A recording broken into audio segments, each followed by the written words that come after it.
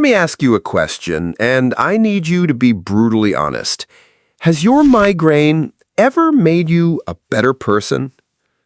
I know, it sounds like a question a villain would ask right before revealing their master plan, but stick with me. All right, you can put the pitchforks down. I know how that sounds.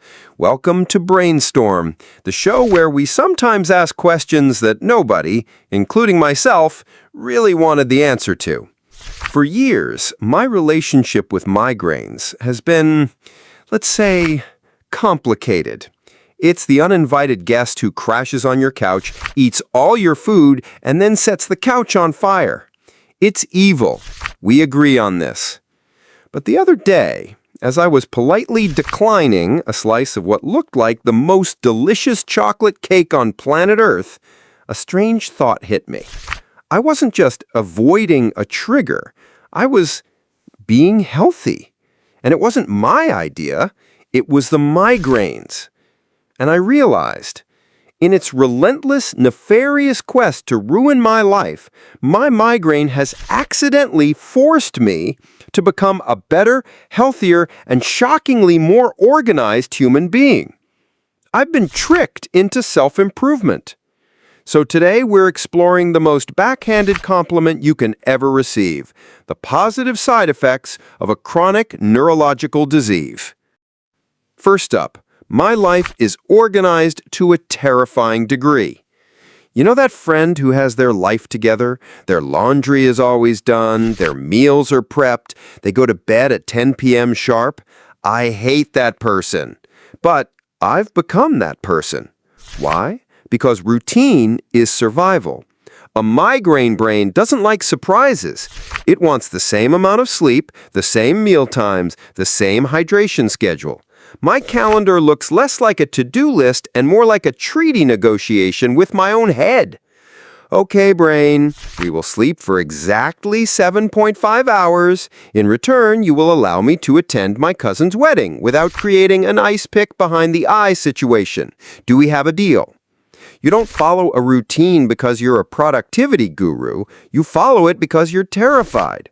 But from the outside, wow, look at that disciplined, organized individual. It's a scam, a very effective scam. This leads to the next point. We avoid so many bad things. Think about it.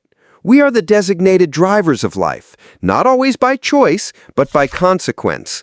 We're the ones skipping the glass of wine, passing on the mystery meat at the buffet, and politely excusing ourselves from a concert where the bass is physically rearranging our internal organs. People think we have incredible willpower. The truth is, we have a very vivid memory of what happens when we don't. The choice isn't, should I eat this entire pizza? The choice is, do I want to enjoy this pizza now and then pay for it by spending 12 hours in a dark room contemplating every decision I've ever made? Suddenly, unhealthy food, smoking, loud places, they're not just bad for you, they are active threats.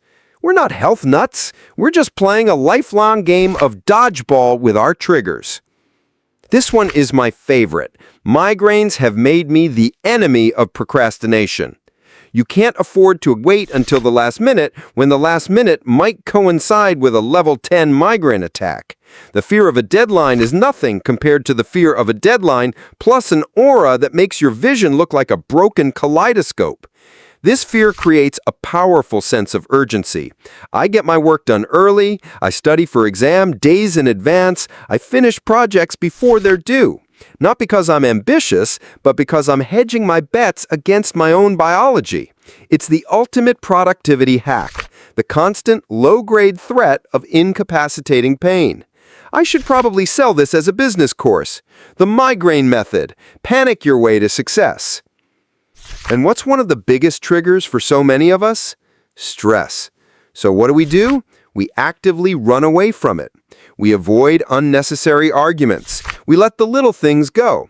We curate our lives to be as peaceful as possible. You see someone cutting you off in traffic. The old you might get angry. The migraine you thinks, is this brief moment of road rage worth a potential 3-day headache? Absolutely not. You breathe, you let it go, you move on. People might see you as calm, zen, and emotionally mature. The reality is, you're just a coward, a very peaceful, well-rested coward. You're not seeking enlightenment. You're just trying to keep the beast in its cage. And in doing so, you find a little peace. And you spend more time at home, with family, in a calm environment. An accidental, but welcome side effect. Now let's slam the brakes for a second. This is not a pro-migraine video. If a magic cure came out tomorrow, I would be the first person in line, trampling anyone who got in my way. Pain is not a gift. Suffering is not a superpower. But your response to it, the person you have to become to manage it, that's where the upside is. The migraine itself is just a destructive force, but in the process of building defenses against it, you've built a better life.